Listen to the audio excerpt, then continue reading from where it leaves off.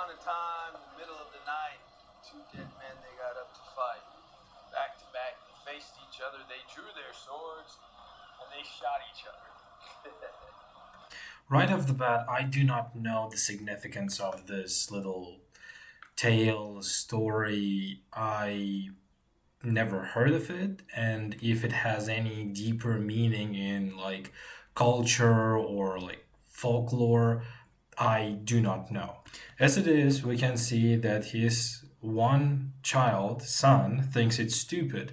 Punisher disagrees. However, his daughter seems to be pretty on board with this and genuinely seems to enjoy the company of her father. So it is interesting, and it can really have different layers. Specifically to me, it perhaps signifies that maybe, well, since his son is younger, he's not as developed and he doesn't really understand as many things.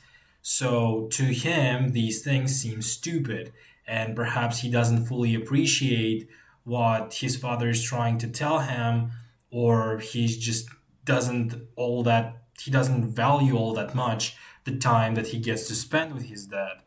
Where if he were to grow up, I'm sure he would change his tune. But as it is, this scene is pretty much in line with what we know about Frank Castle as a character from, for example, Daredevil.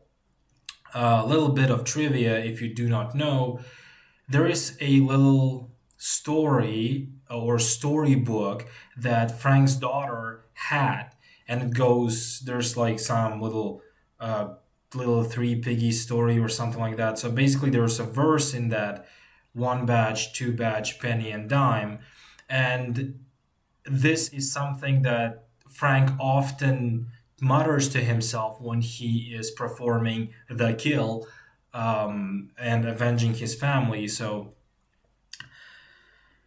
there in Daredevil, it was pretty obvious that Frank was closer to his daughter, and I like that this continues that narrative. Or at least watching Daredevil, it kind of seemed that Frank was really more closer to his daughter, or at least that was the impression that I got. And I really like the way that they tell the story, because then we see this the same shot but from a different angle, and we see a hooded man watching them. And of course, once the scene starts, you obviously may be a little like confused, because the last time we saw Frank, he was pretty like with long hair and beard, but here it's obviously not him in present, it is him in the past. So you might be thinking to yourself, well, it's just a flashback, but things are more spicier than they seem. Regardless, continuing with the flashback, they go that the daughter says that this Statue of Liberty represents everything good about America, and she asks, "Is that why you have to go and fight?" Whereas his son goes, "Dad goes to fight to kill a lot of hygie's."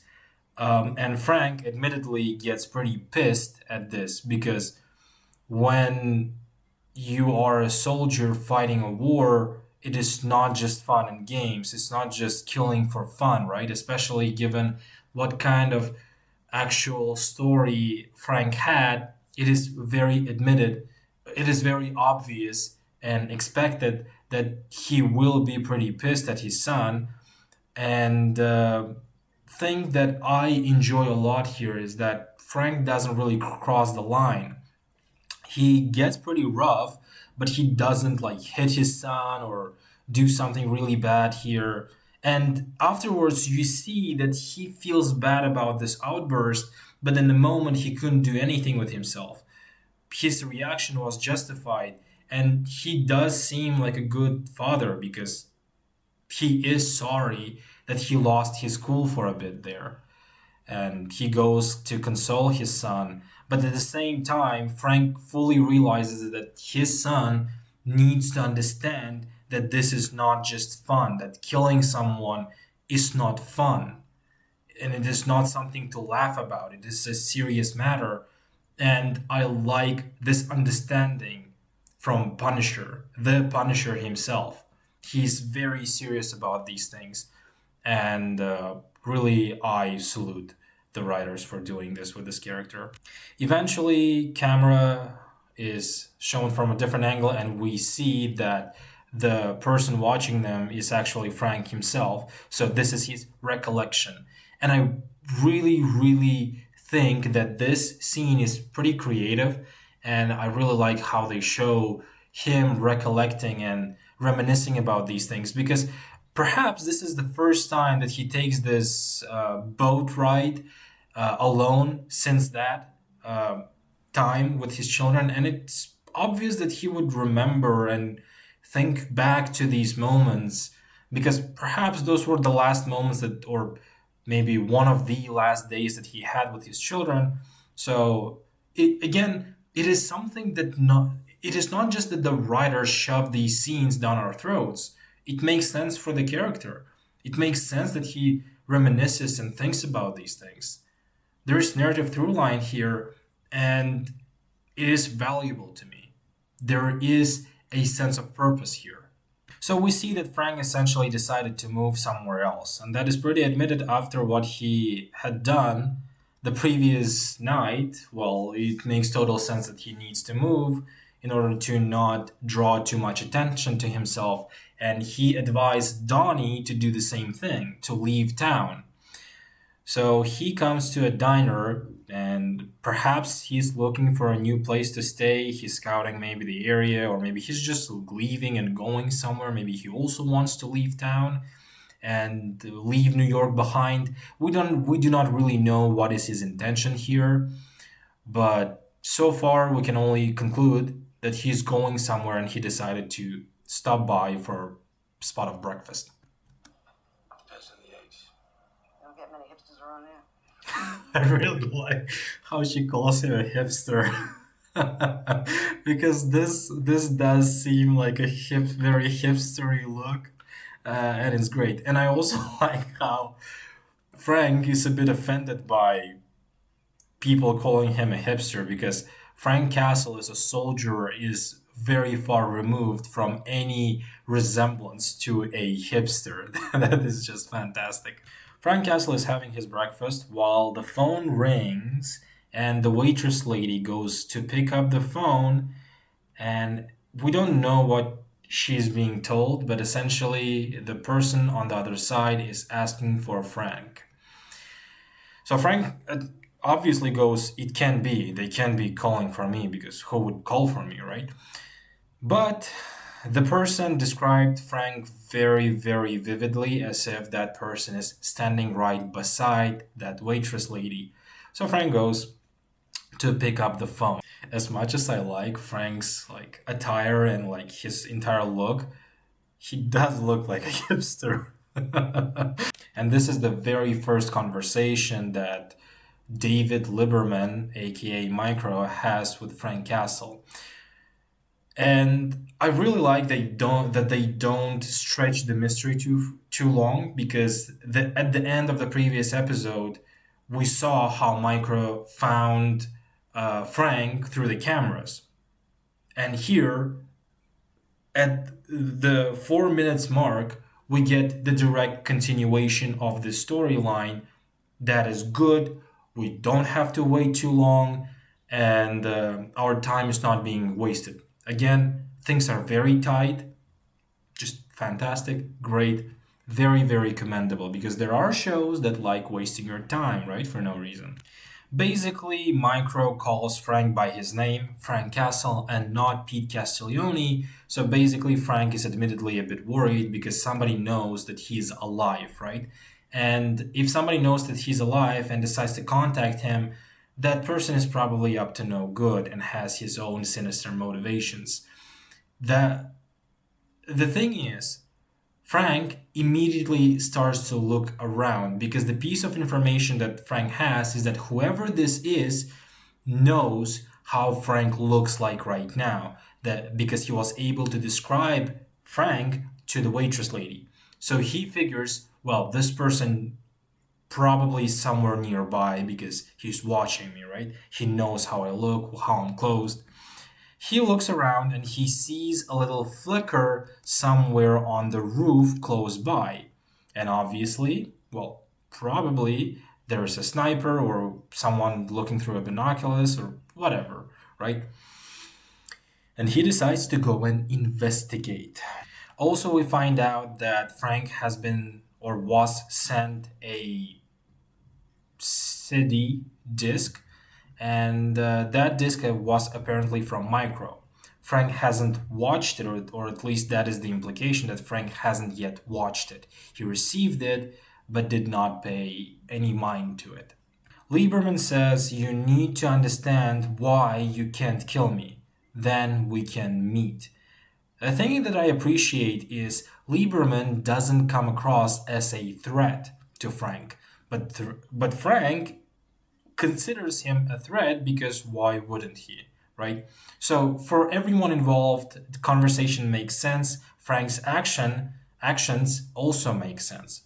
So basically, Frank pays his bills and he immediately starts going there towards that flicker on the roof that he saw.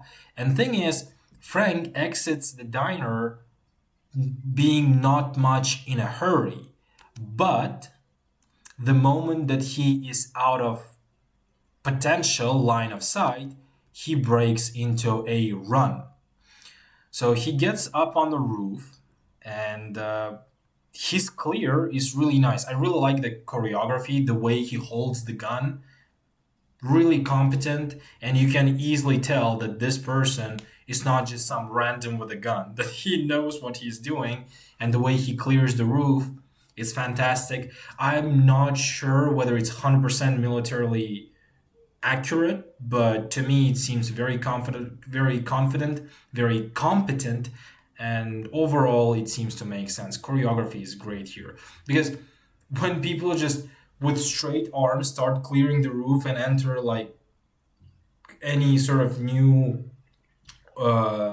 space, it's just weird because they they immediately enter forward and then they move like 90-degree turn. That doesn't make a lot of sense. But the way Frank moves is good. The roof is empty and there is pretty interesting contraption. So there is a small mirror with a flashlight pointing towards it. Mirror is on the rope. So the flash that Frank saw from the diner is the result of this contraption, and there's also a phone tied to the mirror. So, "Don't disappoint me, Frank," says the note on the phone, and we can see that David Lieberman is standing on the roof of that very diner. So basically, it establishes the level of intelligence that Lieberman has, because Frank has been outsmarted, straight up. And this is not the first or last instance, well, it is first, but not the last instance of Frank being outsmarted by Lieberman. And here, what I think really is a big advantage or just a aspect that is praiseworthy for the show is that the level of intelligence of characters is consistent throughout. Lieberman is smart, and especially he's smarter than Frank. So at all times, that remains consistent. Lieberman never acts dumb, of course, aside from the moments when he is panicking or something like that. And Frank he never turns out to be like some super genius, especially compared to Lieberman. And that is fantastic. They all have their stronger points and they all have their weaker sides. That also very believable because no one is perfect. Everyone is stronger somewhere and weaker somewhere else.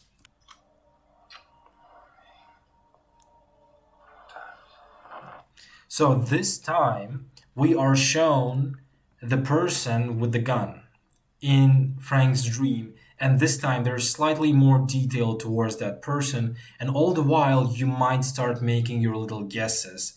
But perhaps as a fresh viewer, you have no idea. Or maybe you do. Maybe you guess something. Either way, the revelation to this mystery is not far away, so we'll get to it once we get to it. So Frank wakes up. He is in a different place, and probably in that new district that he moved in. He still has the picture of his family, and there is this disc that he has with a note. So he decides, for what we can assume the first time, to watch that video, and in that video there is the footage of Ahmad Zubayr's torture. And there is a lot to discuss here, and it's a very pivotal moment for the show. From the footage, and thanks to the translation that is provided by this video that is recorded on this disk or disk drive, I'm not sure how they're properly called, it is pretty obvious that Ahmad Zubayr is not a terrorist. He seems, the clear impression here is that he's a cop who's being framed, and whoever is interrogating him or slash torturing him is in fact dirty. Basically saying, shut up if you want to see your family live, and now don't talk English. Only talk to me in this foreign language, which is Farsi, I'm guessing. Cool moment here is that if you're paying attention, and if you really have been paying attention, you will make certain guesses, and you will probably have some additional info here that show doesn't tell you directly, but it will if you, for example, don't catch on here. Zubayr gets executed, and Frank, of course, that is his reaction. He is not happy to see that video, and perhaps in the mind of Frank, a lot of different pieces start coming together slowly but surely.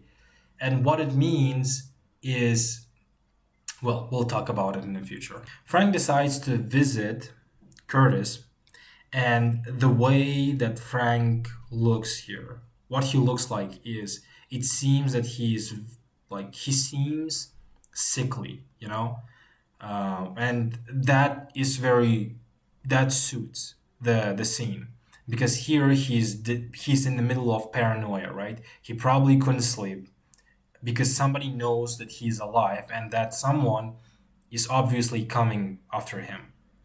So he goes to Curtis to ask, like, is it possible that you slipped up and told someone that I'm alive? Like, I'm not saying that you betrayed me, but maybe you accidentally told someone. Curtis admittedly says that he would never give up Frank. That is good.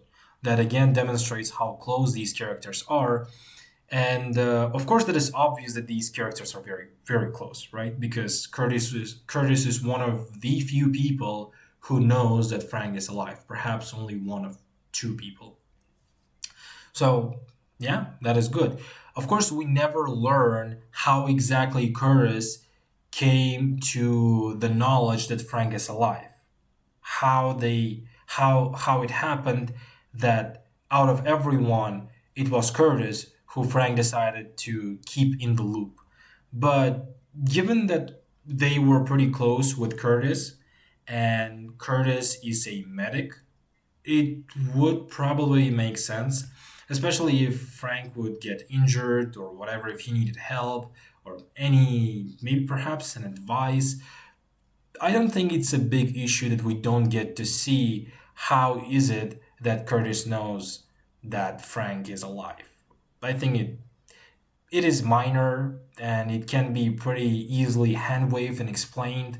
So wasting valuable screen time or decision not to waste screen time on this is pretty understandable. Although I personally would enjoy seeing like their first conversation after, for example, Curtis thought that Frank is dead, or maybe Curtis never got the news that Frank is dead, which is not likely, but still, I would like to see that scene.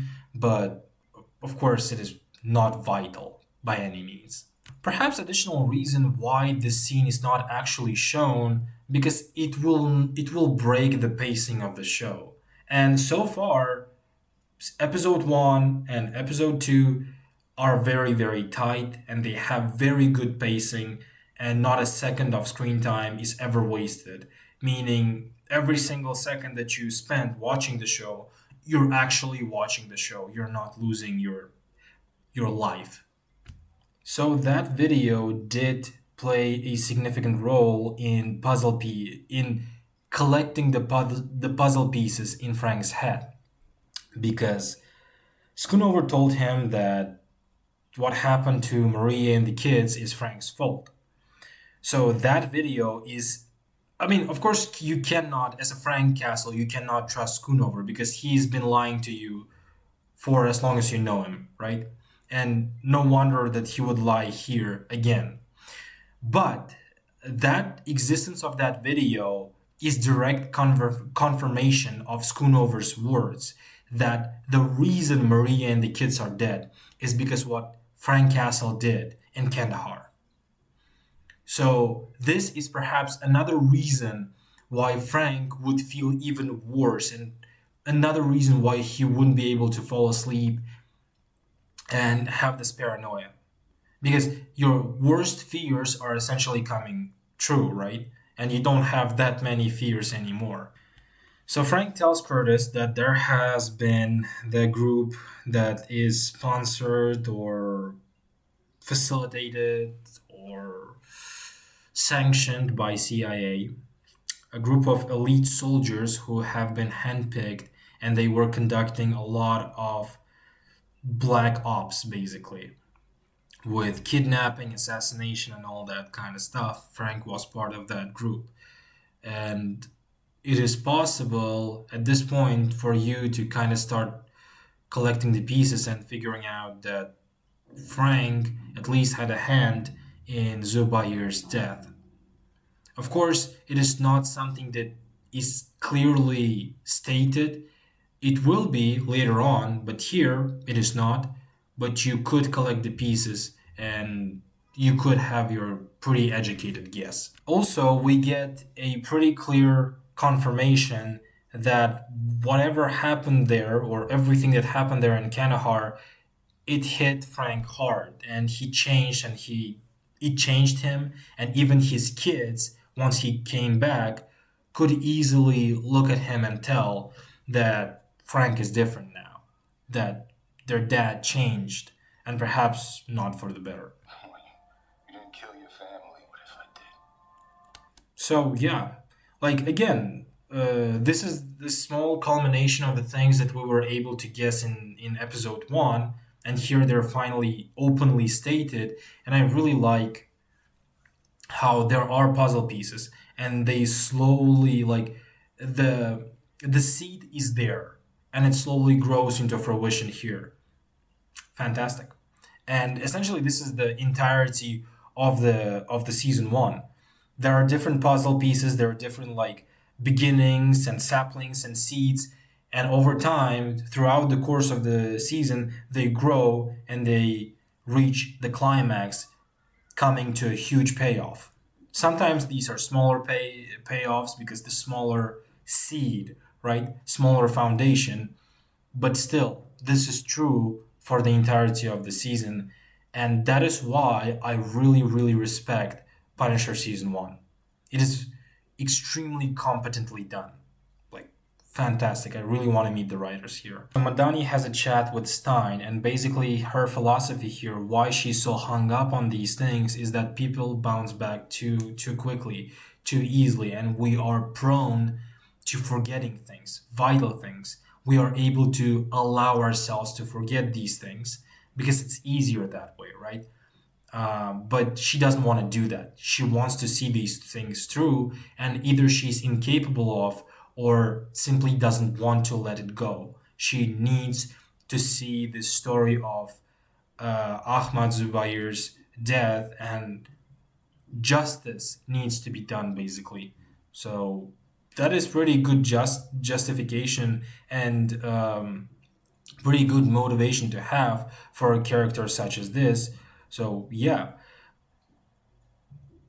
maybe she's a bit boring. Maybe, but every single thing here, she's very connected to the overall plot line, and every single scene with her furthers the overall narrative. It pushes things forward. And apparently, the video that Frank now has was sent to her previously, but somehow she lost it. We also get a pretty clear confirmation that Madani pretty much is sure that something is not clean at Homeland or wherever. That some people inside, some agents are dirty. Because what is happening with her doesn't make sense. Her video was stolen, and the only way for that video to be stolen if it was somebody from the inside that did it. Also, she has been requested here specifically. She was pulled out of Kandahar, also, but she's not able to pursue. She's not allowed to pursue her investigation. So somebody really wants to shut her down, and ultimately, she is correct in suspecting a dirty play. God damn it! It's not dirty play; it's foul play, right? Foul play. So Madani's plan, since Carson Wolf is not allowing her to continue the investigation, she decides to be tricky. She found out that Frank Castle had a friend called Billy Russo, and she wants to contact that friend under the pretenses of hiring him for Homeland, for training of Homeland. And Billy Russo runs this military or private military, and that is her plan. She wants to convince Wolf to hire Russo so she can get close to Russo, and through Russo get the info and intel that she needs on Frank Castle. Next, we have Karen Page here. Yeah, so basically Frank, under a disguise of a homeless person, gets close to Karen. And yeah, the fact that Frank decides to disguise himself like this, I really respect that. And perhaps he has two reasons to do this. First of all, of course, he doesn't want to be seen, right? Because he knows that someone is after him. Also, this additional level of disguising, I guess, is specifically done for Karen because he doesn't want Karen to be dragged into this. He wants to keep her safe. And if anyone's coming after him, he already knows that when people come after him, people that are close to him get hurt. So he wants to shield Karen from that. So there is something to address here. Last time that Frank and Karen saw each other is when Frank was about to end Colonel Schoonover. And Karen was there and she was pretty against it, saying that if you do this, Frank, you're dead to me. And that was the last moment that they shared together, either on screen or off screen. So here, Frank says, I wasn't sure if you'd still talk to me. And Karen goes, well, neither was I, right? But when it came to it, Karen decided to talk to him. So basically, these characters, the two of them do care about each other. And if you do not know their backstory, it will remain a mystery for you. If you do know, you know. I will not go into their storyline or their previous or backstory here. It was shown in Daredevil Season 2. I will perhaps one day talk about Daredevil Season 2. As it is, let's just keep going. So basically, Miss Karen Page doesn't know where Frank has been all this time. And Frank goes, well, I had to finish my business. And they both know what Frank means. Frank needed to off the people that were responsible for his family's demise. Ultimate reason why Frank showed up here is because he knows that Karen can dig and find different intel and info. If there is a mystery, Karen Page is the gal to get to the bottom of it. Unfortunately, Frank really doesn't have a lot of leads. The only thing that he has is the name Micro. So he comes in, drops that lead on her, and asks, like, please, could you help me out here? Like, I'm pretty desperate here. I don't know how to find that guy, and you're the only one I know who could help me. Karen decides to do help him.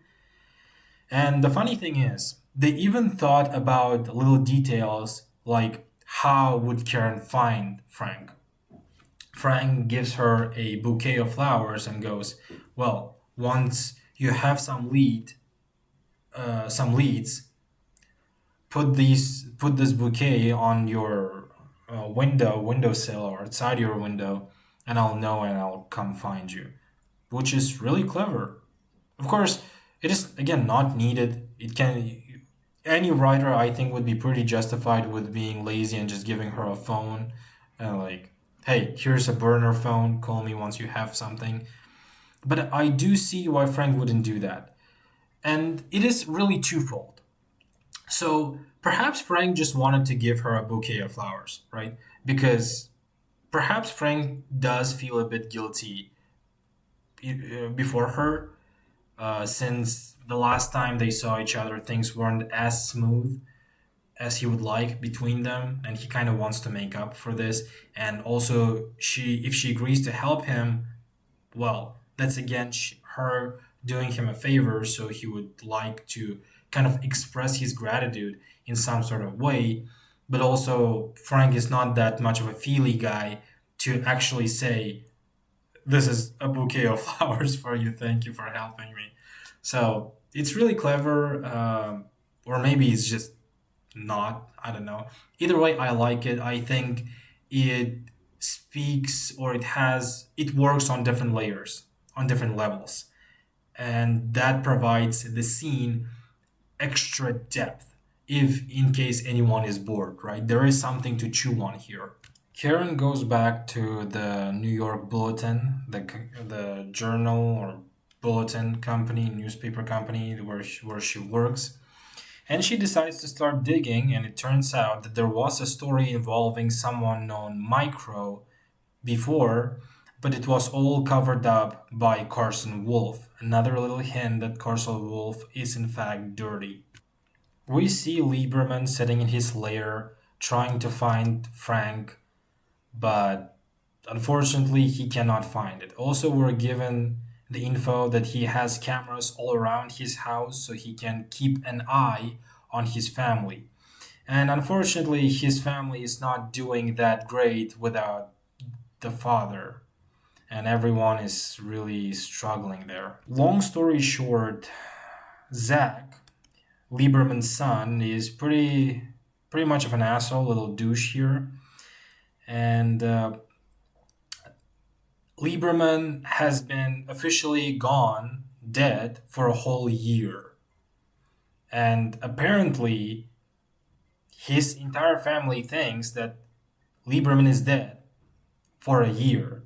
And Lieberman has been living like this for an entire year. And once you process that, you kind of you have to commend the guy for the strength that he has. And essentially being able to pull this everything off like this, being able to install cameras, being able to have this layer, being able to afford things when being technically or officially dead is pretty pretty impressive. Like, woof, that's a real superpower right there. But it makes sense. Lieberman is a pretty good hacker, so he can just hack accounts and get the money. uh, I mean, it could be a criticism that he's so good, but at the same time, you just have to accept that he's just this good, which the entire point of the character. He's not strong, he's not brave, he's not anything, he's not super soldier. He's just a guy that knows computers. And there are people who know computers, right?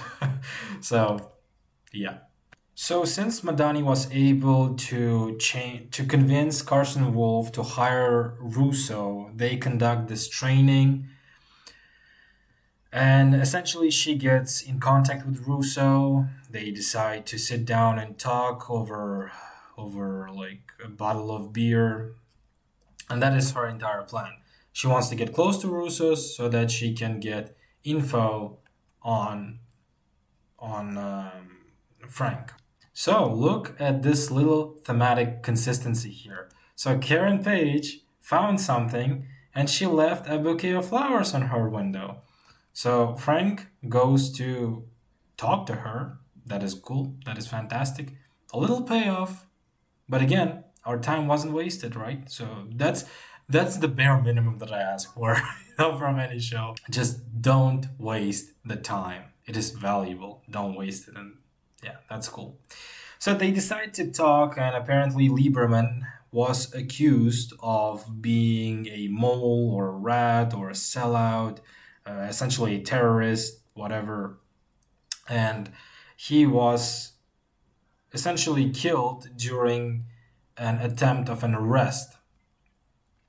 So after Karen tells everything that she found, she gives the info to Frank.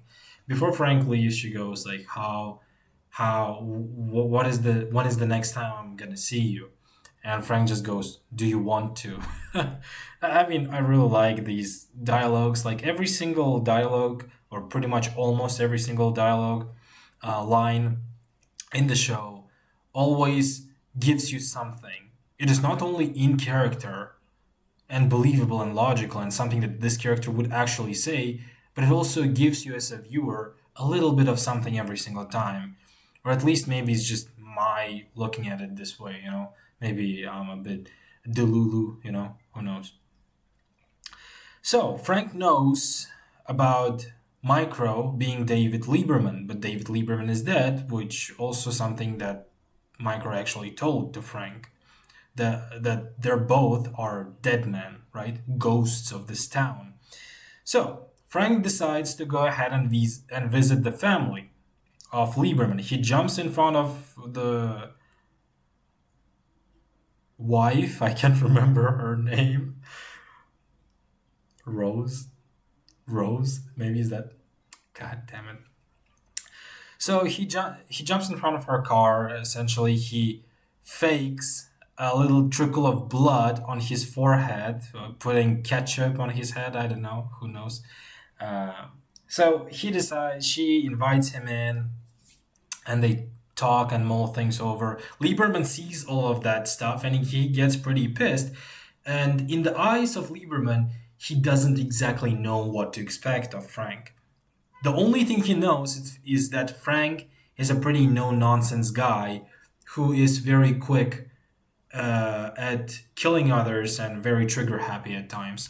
So basically, he goes ahead, he grabs a gun, gets into a car, and drives to his home because if things will go down, Lieberman wants to be there and he wants to protect his family, even if it means revealing his status as an alive individual and putting them all in danger. It doesn't matter if they're in danger, if they're dead, right? Again, cool. Frank receives a phone call while he is washing up in the bathroom of Lieberman's house and he decides to turn off his phone. So his phone ringing and he does this little what was the word? Chuckle. He chuckles a little. So for him, receiving this phone call basically means that he's on the right track, right? And Lieberman wants to contact him because Frank is on the right track. And this means that Frank has an upper hand here. Again, this back and forth between these two characters, really engaging if you think about it. I mean, maybe it's not as flashy as like some superhero movies, but it is engaging. If like mentally, um, thought processing wise, cognitively, it is engaging. There is stuff to think about. Her name is Sarah. God damn it, her name is Sarah. So one thing that I really appreciate about Sarah is that she's a very strong woman. She's a strong person because she lost her husband and she is essentially alone with two children. She would be justified in just going to pieces, but she's not. She's holding down the fort, right? She's keeping herself together, even though we see that she has this deep pain and she's devastated. Really, she wasn't able to get herself together and get over that pain. This wound is still pretty fresh, but she keeps herself together, even though sometimes she unravels. Some things do push her over the edge, but I mean, really fantastic.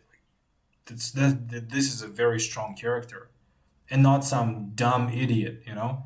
And I really like this. I really like when the story is full of people, of smart characters, strong characters, not some dumb idiots who just do things for whatever, you know? Who are just random, meandering retards.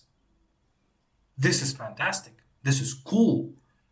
Because, you know, as a writer, your character can only be as smart as you are. And if your characters are just behaving in a way or doing things that are doing just because they're dumb, it really tells a lot about you as well as a writer. And I mean, really props to writers here. Also, for Frank, he doesn't see an enemy Sarah, in Sarah Lieberman. He actually sees a person who's also going through hard things. Although Frank has a very good reason to suspect, or he practically knows at this point, that David Lieberman is not dead, Sarah is convinced that her husband is dead. For him, his wife is dead. So he can understand this. He knows how it feels. And he sees in Sarah an actual human, not a target. That humanizes Frank in a way that is very important. Because if you think about it, Frank is a serial killer, right? But he is not a lunatic. He's not a crazy person. And these little nods to the sentimentality and just humanity of Frank is really important and highly appreciated. I really like their chemistry. Frank decides to open up a little and he goes, I lost my family not too long ago, all of them. And Sarah goes, yeah, and you feel guilty. I know the feeling. You feel guilty that you're here and they're not. And I assume this is exactly what Frank is feeling. Fantastic all around. Like, I mean, I'm out of words here. It is cool. Like, and I guess this is the reason that the competence of the writing is one reason why I watched the show and loved it. But the depth behind the writing, different layers and levels of writing and meaning for characters and the story, is something that really keeps you being able to rewatch it many times. Lieberman is here right outside the house and he's basically waiting. For him it's a risk, right? It's between the hammer and an anvil, if that's how you say this. Like между молотом и наковальней. Like between fire and flame, right?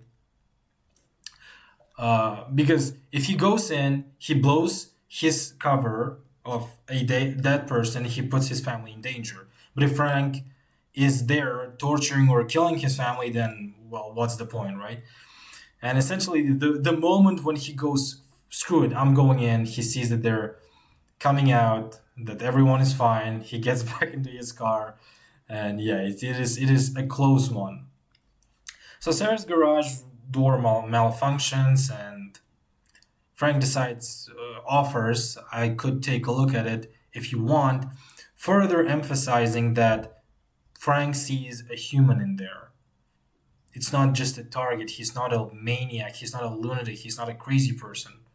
He's a regular guy who is just slightly different, and I like that. Later on, Frank decides to cut everything off, shave, cut his hair, because at this point he did realize how Lieberman was able to follow him.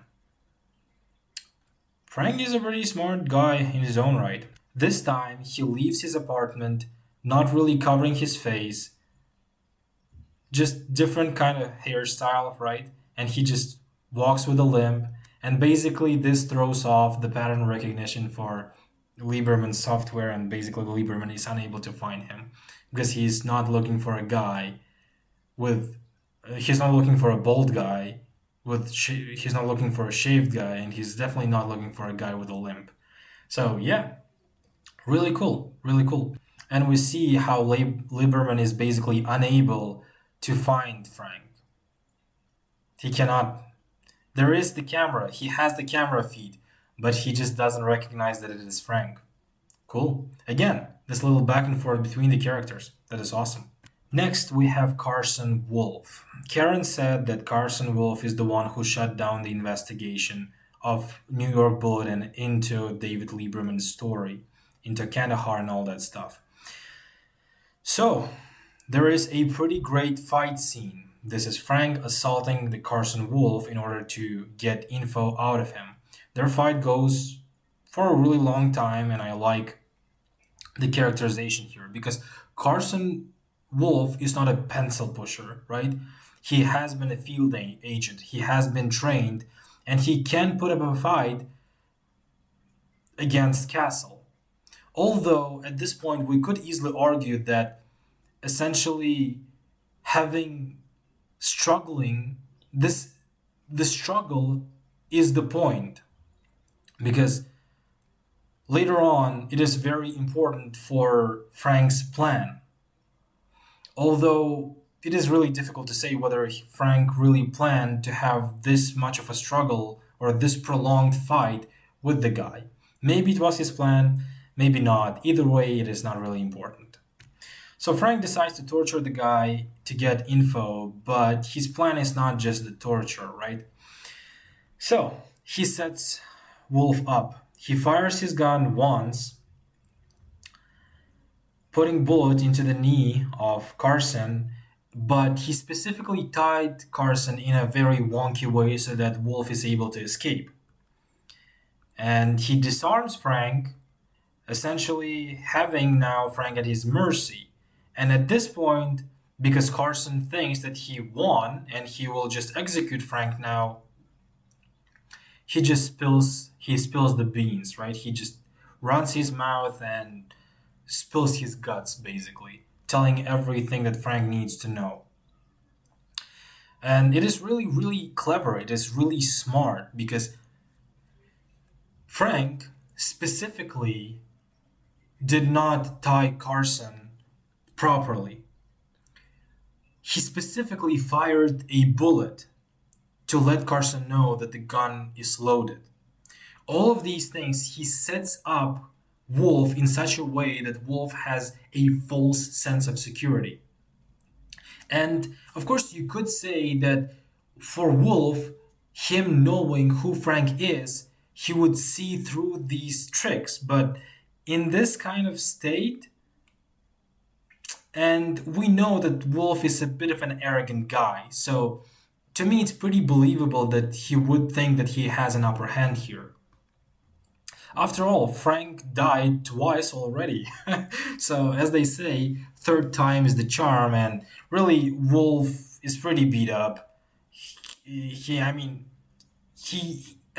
this kind of state, you don't have full faculty over your mental capabilities, you can think clearly, and you're not that critical or analytical at that point. You just want the day to end. So basically, Frank offs the guy, and yeah, that is the end for Carson Wolf. Madani and Russo, so they have this discussion, they flirt a little, and specifically the point for them being in a bar is because Russo wants to get into her pants or panties, and Madani wants to get info out of him. And again, for both of them, it all makes sense, right? Initially, I was really critical of the idea that Madani would actually have an affair with the guy. But at the same time, men think with their dicks, right? And Madani probably knows that, so her utilizing her feminine charm on the guy makes sense. And essentially, she's pretty tortured individual from the inside, and that eventually she decides to slip up and just let it go and just have fun with the guy. I find it pretty human. I don't really like this, but it is impossible to say anything against it, really. So it seems that essentially the very same evening, maybe an hour or half an hour, maybe a couple of hours afterwards, the body of Carson Wolf is discovered. Perhaps it is not important how his body was discovered. There are many ways for it to be the case. Maybe either way, they know, and Madani suspects things. Eventually, in another diner, perhaps, Frank and Lieberman catch up. They talk to each other, how they were, and like all of these things are now in your face, and it makes sense. Why are they in your face as a viewer, right? And it makes sense why are they talking like this. It's all pretty in character. I will stop now uh, like pointing out every single time that these things are not just random exposition dumps. These are the things that make sense for the characters to say, for all of us to save a bit of time, because it doesn't make any sense for me to keep repeating myself. So the next step of the plan, basically, Frank decides, you will now do what I say because I have the upper hand. I gotta say, Frank's plan is pretty smart. So he makes Lieberman make these laps around the town specifically to wear him down so that Lieberman drops his guard. That makes sense, and that is pretty freaking smart. Like, these are the things that I wouldn't think of. Even if I was in this kind of situation, I wouldn't think of wearing the guy down so that he drops his guard. But it is very smart, and it makes sense for Frank to do this because he wants to ensure the success of his little plan, right? So it is really fantastic. And apparently it's like at least half a day that Lieberman spent chasing ducks there.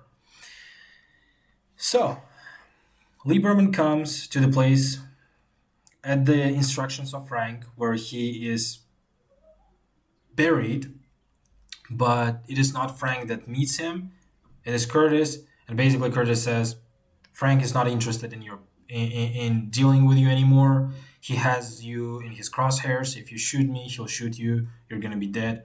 So Frank doesn't want anything to do with you. F off. I'm leaving, and if you will not back off, Sarah will get it. Frank says you'll know what it means. And basically, yeah. Curtis walks away. Lieberman is pretty frustrated, admittedly. He goes back to his car, gets in his car, and drives back to his lair, to his home base. And yeah, all he decides to have a drink, and Frank just gets out of the car's trunk. So while my assumption here is that while David was talking to Curtis, Frank got into the car, and Lieberman just starts laughing because Lieberman knows at this point that Frank had one up on him. Frank now outsmarted him. And this back and forth between them will continue for the next episode as well, and I really like this. You know, when somebody is filming a fight scene, there's always a rule for the flow of the fight scene, or at least for the good fight scene. Basically, someone has the upper hand, and then it switches, and so you go between these. So, for example, guy A has upper hand, and then guy B has upper hand, and the fight goes like always pretty closely, and until some of them is eventually prevails and offs another, right, or knocks out whatever. Here, it's essentially the same fight dynamic, but it is not a physical fight. It is more this battle of intelligence, I guess, like intel and intelligence. I think there was a phrase for this, like this little Cold War type of thing. like battle of reconnaissance. I don't know how to phrase this, unfortunately. Like I don't know whether in any language, to be honest. I have no idea how to phrase that. But hopefully you get the picture. So this is how episode ends with Frank essentially knocking out Lieberman. So yeah, fantastic. Episode 2 holds up pretty well. I would say that since episode 2 doesn't need to establish as many things, it's a bit more, or it's a bit less tight, so it's a bit more loose and a bit more open and flowy, but it is good. It is overall very, very good. So if you have any negative thoughts or if you have any criticism towards the show, let me know. I will be going through these because I am interested. Say pancake in the comments so that I know that you were there. And yeah, see you hopefully.